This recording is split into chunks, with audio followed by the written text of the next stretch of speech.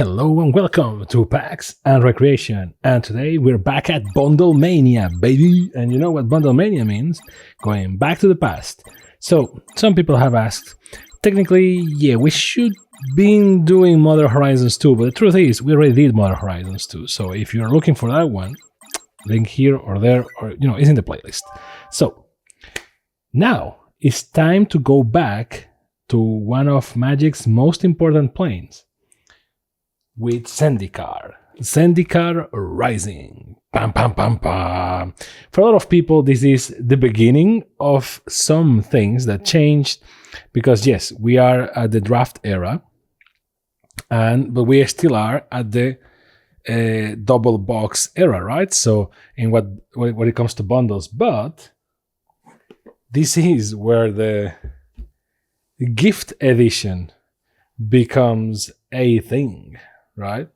So there is also a gift edition bundle for Zendikar Rising. It's funny how nowadays it's backwards. It's still will be Zendikar Rising and gift edition will be small, and here's gift edition and Zendikar Rising. You can almost not even read it properly, right? But we're gonna open the normal one first, and in the next iteration, the gift bundle, because normally the gift bundle comes afterwards, right? So we're gonna do that. So if you're looking for this one, like and subscribe so that you get the bell notifications and all that stuff. So you know the drill. So let's go to Zendikar Rising. Zendikar Rising is a important set for a lot of people because it marks the beginning of a new era in Magic. So as you can see, adventure returns to Zendikar.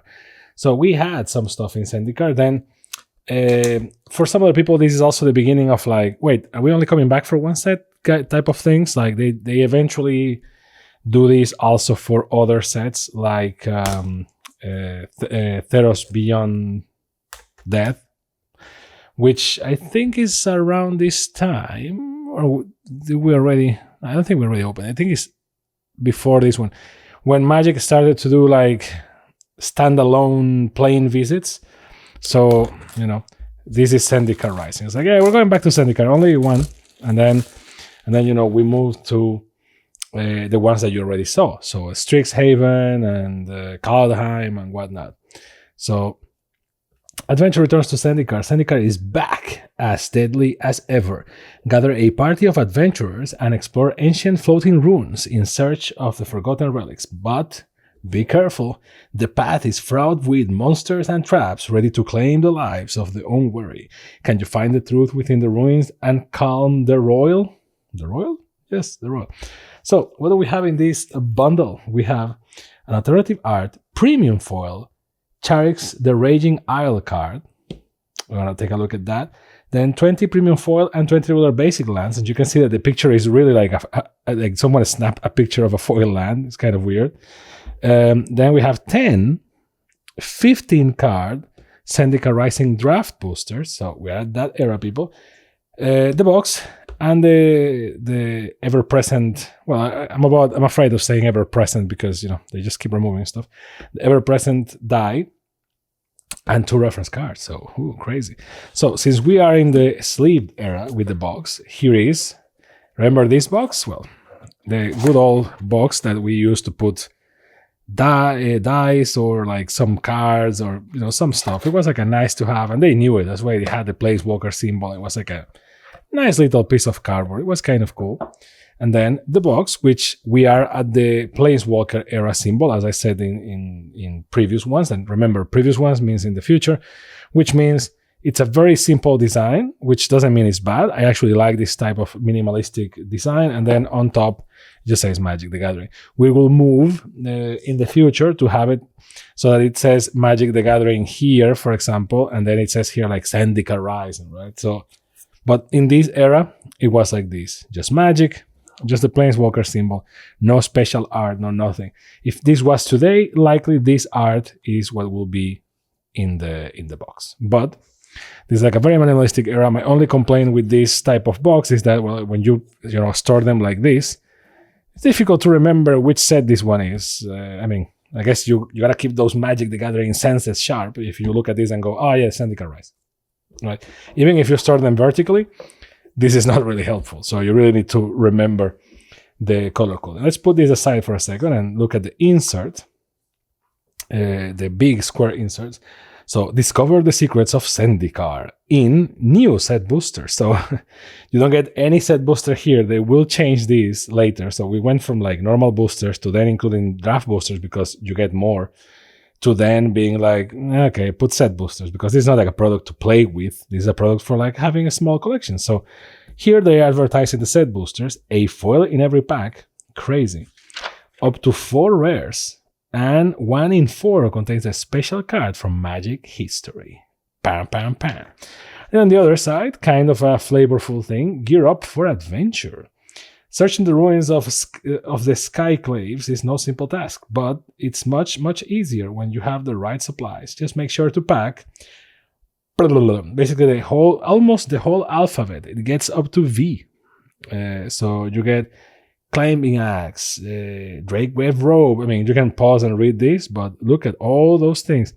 This is what I miss about Magic. Like someone had to draw all this stuff, come up with all these, and give it like cool names, right? Like Drake Wave Robe, which is, I mean, just a robe with a couple of grappling hooks, but you know, Drake Wave Robe.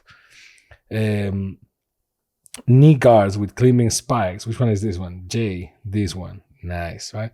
So a lot of cool stuff. And illustration by Wayne Reynolds. So pretty cool. This is one that I could like, you know, you could frame this. It's, you know, it's like a nice, you can frame, I mean, it's like a nice, like, if you're going to Zendikar, remember to pack this. Kind of cool. And we're in the sleeve era, so the sleeve has a piece of art inside, and we are bound to discover it. Apparently, we are at the dot phase still, like when they glued like dots of the magic snot. Later, they will do like a whole like, and it's kind of non-consistent. I guess it depends on the factory that did it. When you are unboxing all the stuff like this, the only problem with this is that, and this is why I do recommend that if you're opening like, you know, if you're a collector and you have like video game special editions or, you know, boxes and stuff like that, and you are going to open them please, and remove anything that has glue from it. You know, like, you know, the sticker seals and stuff like that. If you are going to open it, remove it. Because if you just leave it there, it's going to happen like this. See, the thing is stained. I mean, this is very fun to play with because it's a snot, but basically, yeah. I mean, here is not like a critical thing, right? But, you know, it does leave a mark. So, a nice view of the floating ruins of Zendikar, which is a very nice, cool-looking play and something that I always enjoy. So, there is that. You know, I will say like, oh, you could frame this, but not really. This is kind of that type of thing, like because of the marks. But, you know, I still miss this era. You look at this and go like, man, Zendikar, this shit looks cool. So there is that. And now, let's move into the Bundlemania. What does the bundle contain? We already saw the contents, but it's very pretty, this box, I have to say. It's kind of simple but pretty. You can see the green is a tone. I went with a contrasting playmat, and also because of all my playmats, this is the one that for some reason really says Zendikar to me. I don't know why. So the die, we're going to take a look at the die in a second. The 10 draft boosters, which ironically we no longer have draft boosters, we only have play boosters with 15 cards each, but with different art per booster. Remember this? Now we're talking.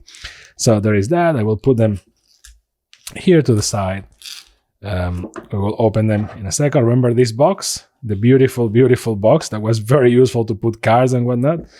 Oh man, and the lands and the reference cards. So the reference cards haven't changed in a while. The only thing that changes is like the cards that they use, for example. But, you know, it is what it is. So, you know, the usual box, the only difference that it comes with the box inside the box, which is something that is lost to time, sadly. Now, let's look at the die before we look at the actual cards. This is a kind of simple, kind of cool die. It's semi-transparent. You have the logo there for Zendikar Rising, which is cool. It's like half dark, half transparent. It's cool. I don't know if you can catch, you see those glimpses like with the light? It's kind of cool. See, like there is like It's like emanating energy, which is kind of cool, and it matches the vibe pretty well, I have to say. I like it. When I saw it in the box, I was like, oh, that looks like a boring die. Because, to be honest, if you look at the box, it really looks like a pre-release green die, you know what I mean? But the actual thing looks a lot better. The proof that a bad picture can completely, ruin a sale. But I like this one a lot. Kind of clean, simple, but, it works. So pretty. And I feel that nowadays we have an ongoing need to always use like blue and gold and stuff like that. But, sometimes just green with shades of green is kind of cool. Now, for the lands and the promo, some people don't open this. I think it's part of the journey to the past to see the lands. So we get Charix, the Raging Isle, which, again, look at the card and look at the picture. Like, it was a really bad picture of the card. You can't even really make up what you're looking at. So let's see. Charix, the Raging Isle is a legendary creature, Leviathan Crab. Nice. Leviathan Crab. For 2/2 blue. It's a 0/17 crab. Spells your opponent casts that targets Charix, the Raging Isle, cost 2 more to cast. So basically, hexproof 2. And if you pay 3, Charix gets plus X minus X until the end of turn, where X is the number of islands you control. So a very interesting crab here. A piece of crab. So Zendikar seas are deeper than anyone can fathom. Very nice looking. It feels like nowadays Charix will be like in Ikoria. So, this is like a relic of a bygone era. So now let's look at the planes. For a lot of people, the lands of Zendikar are some of the prettiest. So let's take a look. These are the foil ones, right? So plains, islands, swamp. Everything is floating. Everything is full of energy, full of life. Which is kind of the vibe with Innistrad, and then they repeat Innistrad with Zendikars, and then they repeat. Still in foil, right? Sadly, not the most variety that you can ask for. And then you get the non-foil ones, which sadly are the same art. It's not that they are ugly, but you only get like one of each. But we get a lot of lands, a lot more than we get nowadays in certain bundles. So not bad. And now let's go to the boosters and let's talk about Zendikar a little bit. So for a lot of people, Zendikar is the plane where the Eldrazi were captured, right? Were captured, not necessarily, but they were like imprisoned, I will say, inside of those monoliths, and where Nahiri went to when they freed the thing, and then we had the whole saga with Shadows over Innistrad and all that stuff, right? This is gonna be a memory lane trip. Disenchant, and we are still at the era, so we're going back, right? So this is the era where a lot of cards have flavor text, which is not the case anymore.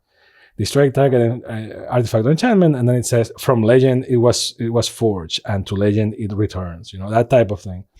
It's stupid, but it really sold the thing. See, like almost all of them have flavor text. I could read all the flavor text, but this will be like a 3-hour video.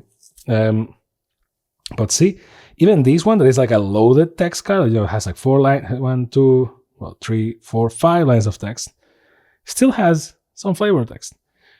Some traditions are missing, man. Like, see, like this type of thing, to me, is what really sold you the set. Like, you look at this and you go like, man, Dreadworm, whatever it is. It's Silent Slithering, belies its bulk. It's like, wow, okay, that's cool. It's fucking cool. Okay, cool. This one doesn't have it. Sad. It's not like all of them had it. It was never the case, but a lot of them have. And this was very, very cool. Canopy Baloth, you can almost see it calculating. Are we a tasty enough treat to risk the jump? Semilla Murasa Expeditionary House. See, like,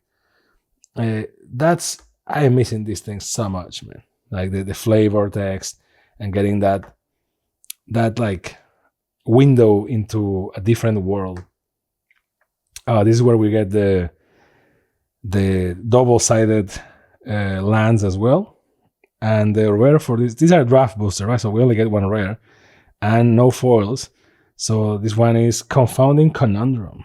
I'm just going to read the rares, right? So rares or mythics if we are lucky. Confounding Conundrum, 1 and 1 blue, enchantment. When Confounding Conundrum enters the battlefield, draw a card. Whenever a land enters the battlefield under an opponent's control, if that player had another land enter the battlefield under the control this turn, they return a land they control to its owner's hand. Kind of convoluted writing, but you get it. And the famous Zendikar lands. Everyone loves these things, and some people actually chase them.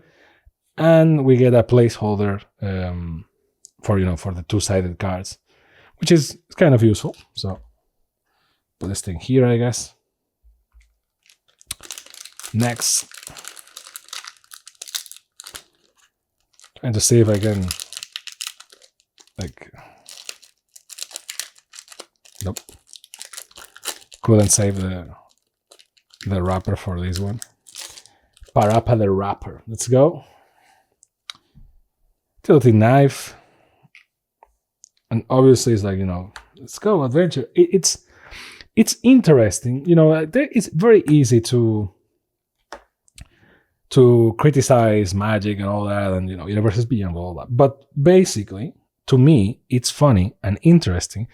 And this is why I wanted to do Bundlemania. I do believe that bundles are a snapshot into a specific time in Magic's history. And it's like a mini snap of a set, right? It's not the entire set. You get like a little bit of everything, and it's kind of cool. And it also tells you how Magic was during that time, like because of the bonuses that we get and the cards themselves. You get lore, you get some of the mechanics, you get all that stuff. And looking at this, Myriad Construct. And looking at this, you can really tell like where we were as a game during this time, right? Like what were the trends? What was the usual thing, right? So Myriad Construct for 4 is a 4/4, has kicker 3. If Myriad Construct was kicked, it enters the battlefield with a +1/+1 counter on it for each non-basic land your opponents control. When Myriad Construct becomes the target of a spell, sacrifice it and create a number of 1/1 colorless construct artifact creature tokens equal to its power. So it was all around lands. And you have here the plains, beautiful plains. Sadly, the bundle doesn't have like full art lands, just like normal lands. A Core Warrior token.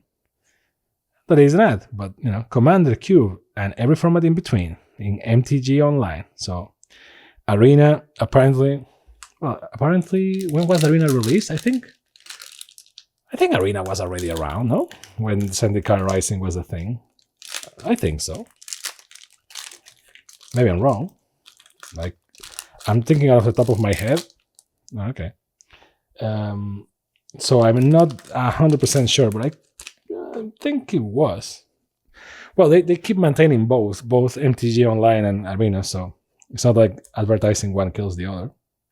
See, like we don't get this anymore. It's like a 2/1 green for a 3/3 that is just flavor text. It's like, what is this? Early Yu-Gi-Oh? You know what I mean? Like this is no longer a thing. And ironically, because it's no longer a thing, when you look when you stare into one of these, you just go like, wow, because it's a lot of flavor text. It's just like, that's just a flavor card. You know what I mean? Like no one is gonna use it seriously. Maybe you can use it in a pre-release or something. But it's just like, it's cool. It's just like a window to the set, and that's what I like. Oh, we had special treatments here. They didn't quite master the borderless aesthetic of the full art cards, but it's almost there, right? They still keep the border and whatnot. See, this is why I love going back and seeing these things. Obviously, you don't get to see every card, but you get like a good snippet of like what it was like to just get a sneak peek into that set. We get another Charix, and we can compare Charix and Charix. So this is the normal art, and this is the special art. So as usual, normally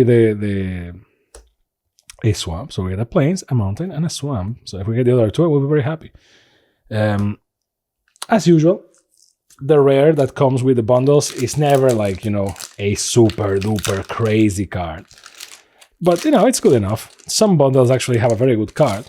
I am kind of divided when it comes to should bundles come with a good, alt card rare.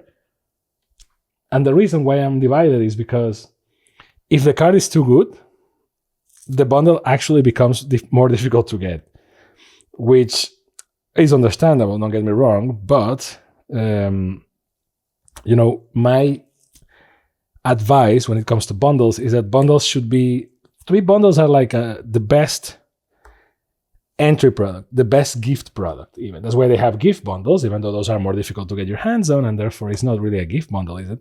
But, because yes, you have like how learn to play and starter decks and all that stuff, and that's cool. But if you just want to like see what Magic is about, a bundle is a very good window. Just see the cards, see the box, see the. When we had the, we still have inserts, but when we had the booklet, man, you could see like the entire collection. I think it was crazy. Like to me, that's like a window into Magic. Inscription of Ruin for 2 and 1 black is a sorcery. It has kicker, 2 and 2 black. Everything is kicker. Choose one. If this spell was kicked, choose any number instead.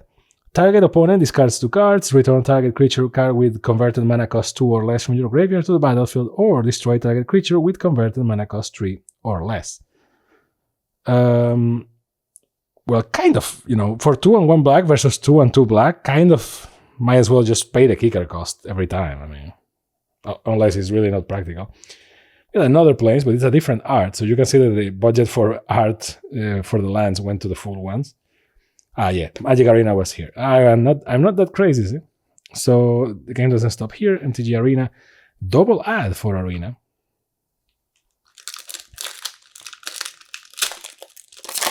Okay, not saving this wrapper. Gul'Dras Mooklord, damn. Practice Tactics, Living Tempest, Tormenting Voice. Adventure Awaits. Mind Drain, Tajur Snarecaster, Hagra Constrictor, oh nice. Royal Eruption, see, the Royal. Relic Axe. There's not a lot of equipments, not a lot of artifacts, but certainly not a lot of multicolor cards. Everything is very single color. Black Boom Rogue, that is also a land, so this is kind of the theme here. The Black Boom Bug. And, Leyline Tyrant. This card was included recently, right? In like a recent set or like a secret lair or something.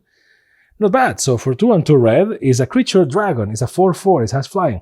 You don't lose unspent red mana as steps and phases end. Not bad. When Leyline Tyrant dies, you may pay any amount of red mana. When you do, it deals that much damage to any target. Not a bad card. Very good. And we get a foil. Tajuru Brightblade. A nice forest. So technically we're only missing an island. Just to get like one of each. Not to get the full set, obviously, but... Can we get an island in the Jace booster? That's what I'm hoping. Everybody loves Jace. Well, at least that's what Wizards thinks, because they put Jace everywhere. Pressure Point. Malakir Blood Priest. Hey man, I remember this. Seagate Colossus for 7. I love these cards because when you are learning how to play and whatnot, you look at this card and go like, yeah, baby, and then you understand that it's like not that good. It costs 7, it's a 7/5. This spell costs 1 less to cast for each creature in your party. Your party consists of up to 1 of each: Cleric, Rogue, Warrior, and Wizard. Synchronized Spellcraft. Strength of Solidarity. Ooh, special treatment. We get a Makindi Ox. Is this thing foil? Well, no, it's very shiny, but I don't think it's foil. It's an Ox that has landfall. For 4 and 1 white. Damn. Power creep is real, baby. Skyclave Squid.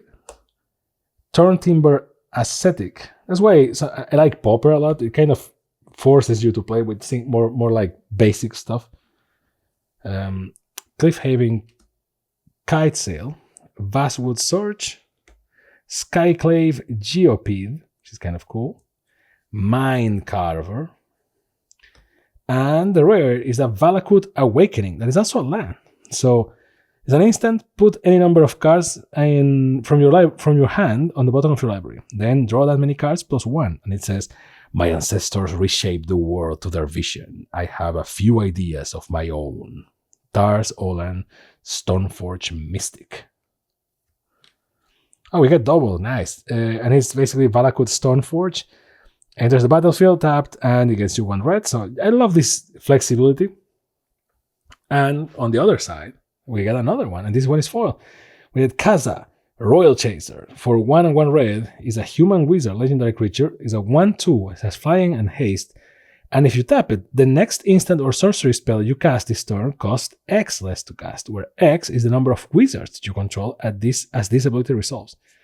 Not bad. And we got an island in the Jace's booster. So cool. Then an insect is pretty nice and disgusting at the same time. And an ad for there's more to every story. MTGstory.com. Remember when this was a thing? Man. I mean, to be fair, they still put some effort into the story.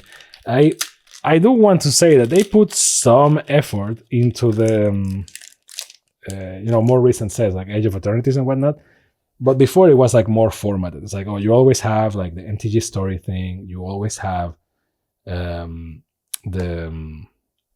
like block sets and whatnot. It was like more consistent. Might of Murasa, basically saying Simba, remember? Blood Beconning, Pyroclastic Alien, great YouTuber. Deadly Alliance, ooh, like Mortal Kombat, nice. Farside Adept, Oblivion's Hunger, which is why we have a remake of that game. I think it's like a remaster, really, but Karagan War Leader, okay, nice.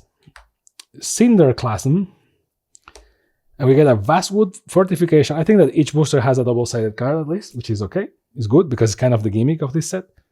+1/+1 counter on target creature, or then is the land, and we get Verazol, the Split Current, and basically it's like enters tap, gives you 1 green. So it gives you some flexibility, but most of them go tapped because, commons and uncommons and whatnot. Verazol, the Split Current, costs X and then 1 green and 1 blue.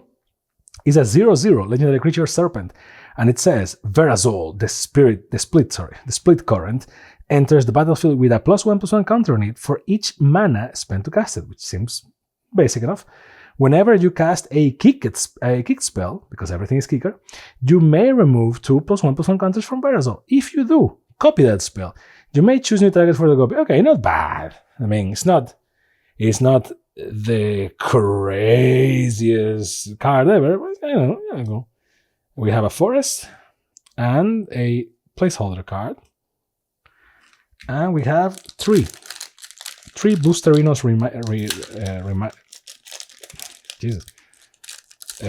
remaining. I don't know why I stumbled with that one.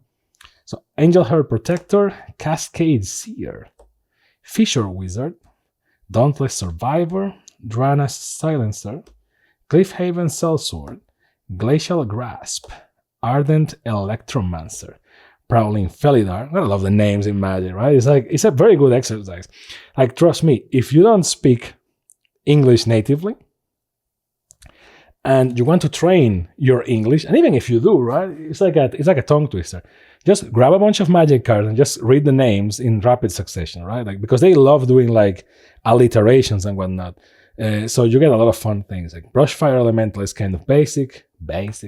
Rolling Regrowth, okay, not bad.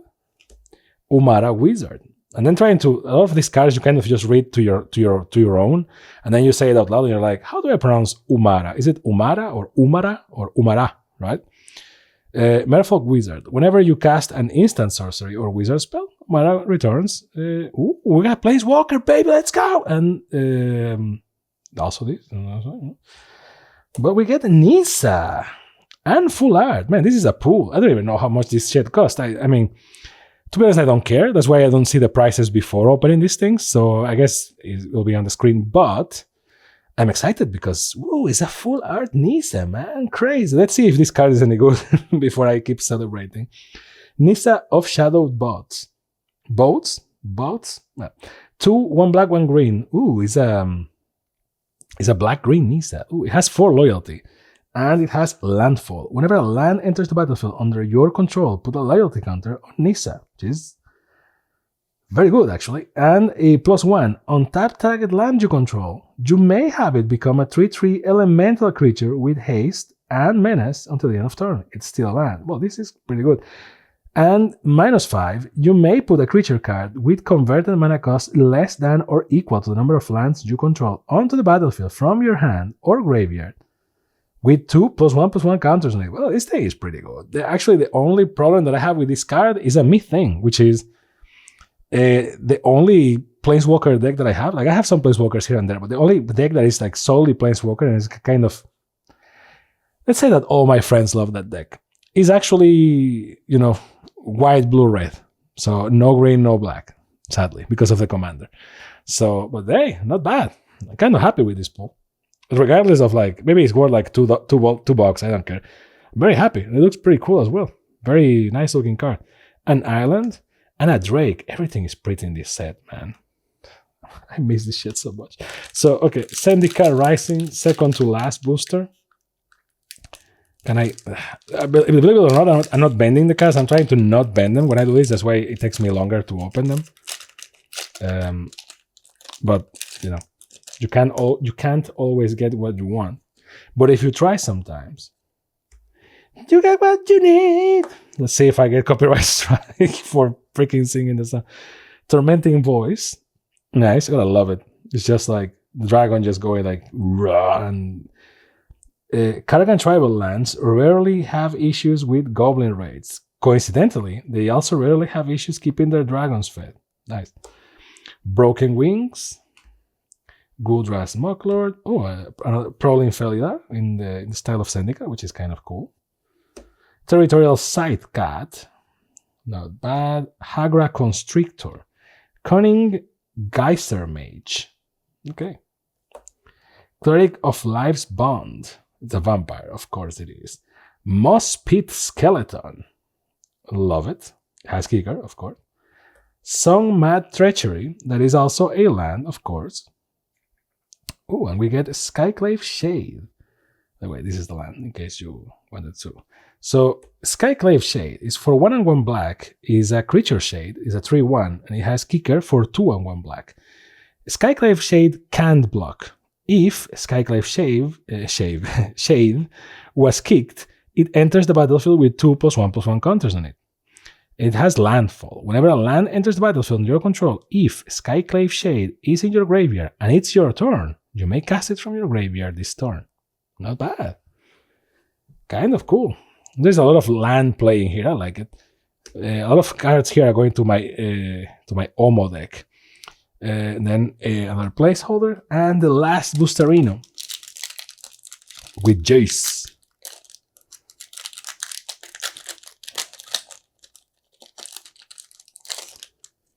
Yo, Jace. Let's see what we're pulling here. Tazim Raptor. Sulaport Duelist. Synchronized Spellcraft, Might of Murasa, Expedition Skulker, Spare Supplies, nice. Ironically, there is not much of like adventure components, which I'm okay with, but it's funny because like the gimmick is what is supposed to be like an adventure. Oblivion's Hunger, I guess that we are too used to gimmicks nowadays. Expedition's Champion, Mesa Lynx, it's basically big ass Garfield, yeah.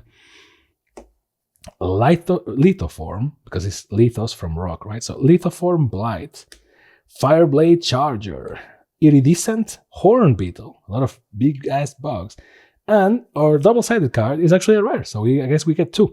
Glasspool Mimic for 2 and 1 blue is a creature shapeshifter rogue.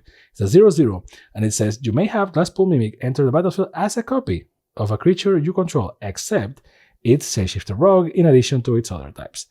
When I touched the Glasspool, I tasted infinite possibility. Nice. And it's basically a land, which is, you know, the same. Enter stab, gives you 1 blue, which seems like a, you know, all of them are kind of basic. Let's see what is the actual. Oh no, that was the rare spot. Okay, so we get a foil. Adventure Awaits, full art forest, and welcome to Magic Arena. So double ad.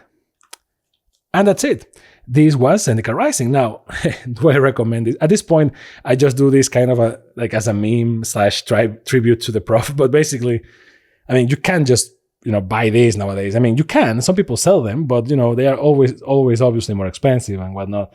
So remember, if you see these, you get nostalgic and you're like, I should call her.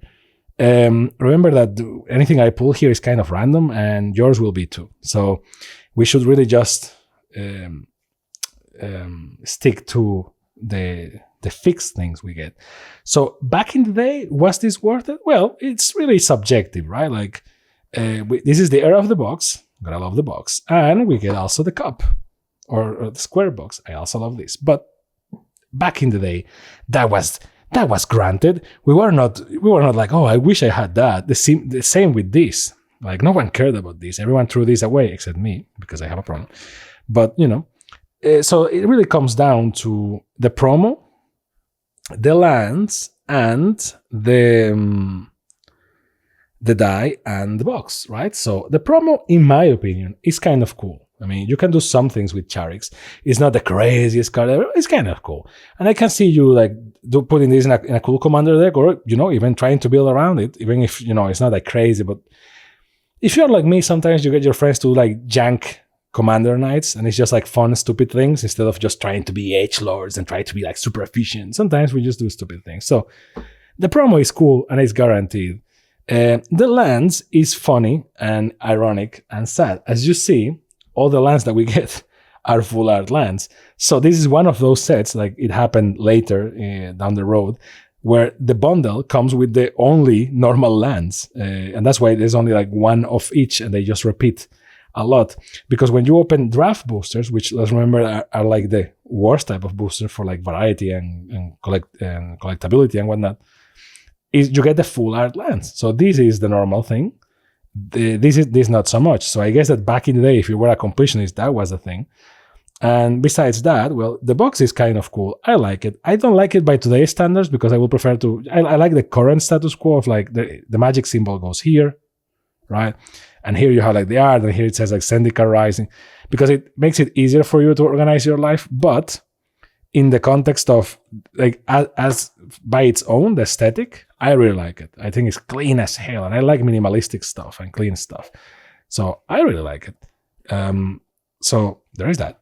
And the die is actually better than I expected. So, simple, green, kind of transparent, kind of not, but kind of cool. So happy with it. Now, that was it.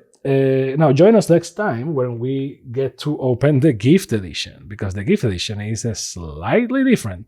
And I am kind of excited to, go through the first gift edition bundle and see what it came with. As usual, thank you very much for watching. I hope you had a great time. I hope you enjoyed this blast from the past. Please feel comfortable to share your memories of Zendikar Rising and this era of Magic. And I hope to see you next time on PAX and Recreation. Thank you very much. Love you. Bye.